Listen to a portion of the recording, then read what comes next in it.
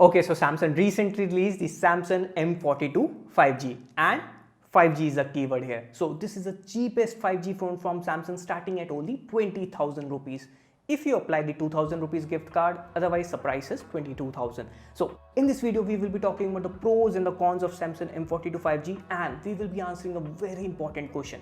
Should you buy the Samsung M42 or should you even consider the F62, which is currently being sold at a huge discount on Flipkart? Well, this is Mrinal. You're already watching TechWiser. Let's go. Okay, before we begin with our first impression, let's quickly see what you get inside the box. So you get the phone, you don't get the cover or a scratch guard on this phone, and you get a typical 15-watt charger and a USB-A to USB-C cable. Now with that out of the way, let's move on to the device itself. And the first thing that you notice about the phone is the build quality. I have to say, it's really good. There's this different 4-tone finish that looks really good. And as some of you are pointing out on Twitter, the M42 is a rebranded version of A42. But this shouldn't be a problem since A42 was never released in India. Now taking a look at the back, the frame is polycarbonate and it can easily collect fingerprints. You should obviously use a case.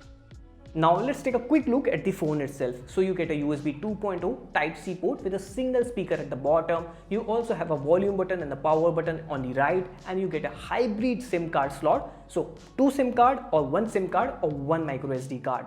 Now one thing that I really like about M42 is that it's pretty lightweight. To give you a perspective, it's somewhere around 190 grams, whereas many phones that are released these days are 200, sometimes even 220 grams. And it's something that you should really keep in mind before buying a smartphone, since you feel the weight every second you use a smartphone. And thankfully, this M42 is one-handed device and pretty lightweight. Now coming to the most talked about part of M42, yes, the display. So Samsung has put 6.6-inch HD Plus AMOLED display. Yes, it's a 720p display. You also get an under-display fingerprint scanner. Now talking about the display, well, you can feel it that it's an HD display whenever you see text on it. There's no HDR support for Netflix or YouTube. However, you do get wideband L1 support, so you can watch Netflix at highest graphic, and then there is a bottom firing speaker which is loud enough but average quality. So definitely, if you're someone who is out there to buy a phone mostly for media consumption, then F62 is a better choice here. It has full HD Super AMOLED with 90Hz refresh rate. Video on that is in the YouTube cards. But you should look at M42 when it comes to performance and 5G. Now talking about the performance, it comes with Snapdragon 750G, which is a good mid-range processor. Now the good thing about the base variant is it comes with 6GB 128 and 8GB 128 variant. So even in the M42 base variant, you get 128GB, which is a good amount of internal storage right out of the box. Now the RAM is LPDDR4X and the storage type is UFS 2.1. Now luckily or unluckily, due to 720p display, the game runs smoothly on this Samsung M42 since it doesn't have to push too many pixels. So you can run COD at a very high graphic and very high frame rate, and it runs smoothly. There are a few frame drops here and there, but it works. I played our favorite Genshin Impact and you can get away at low settings 60 FPS quite easily. I tried rendering a 2GB video file with Mi 10i as well as M42 side by side, and as you can see, the M42 finished first.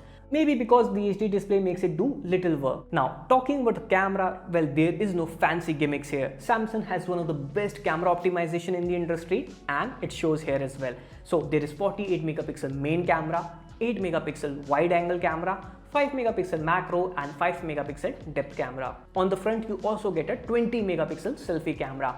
Now the main camera takes good photos. I found the colors to be little bit desaturated, not poppy, which is unlike Samsung, but the contrast makes them look good. The wide angle is also pretty good. It's a typical 8 megapixel wide angle sensor, which is decent enough. Now talking about the 5 megapixel macro camera, it's really good. It's much better than the 2 megapixel macro camera that you usually get at this price range. I especially like how the skin tones comes out in the selfie mode.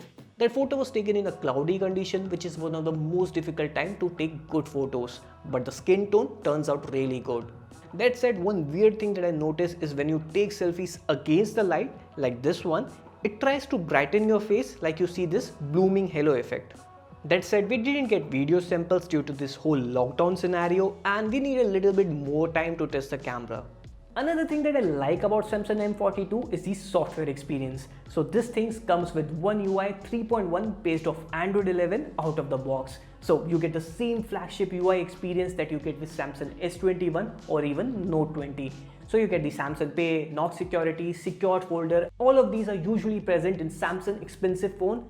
Now talking about the UI, there are bloatwares like Moj, Candy Crush, etc. which you can easily uninstall.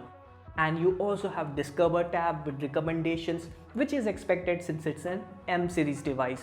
Now in terms of battery, you get a huge 5000 mAh battery, and the cool thing is if you have a Type-C to Type-C cable, you can use M42 to charge other device. Yes, you can use M42 as a power bank in case of emergencies. And when it comes to charger, you get a 15-watt charger, which is understandable since you also get a 15-watt charger with 50,000 rupees phone. So it's fine. That being said, the phone supports fast charge till 25 watt. Yes, I have used my MacBook charger and it fast charged it.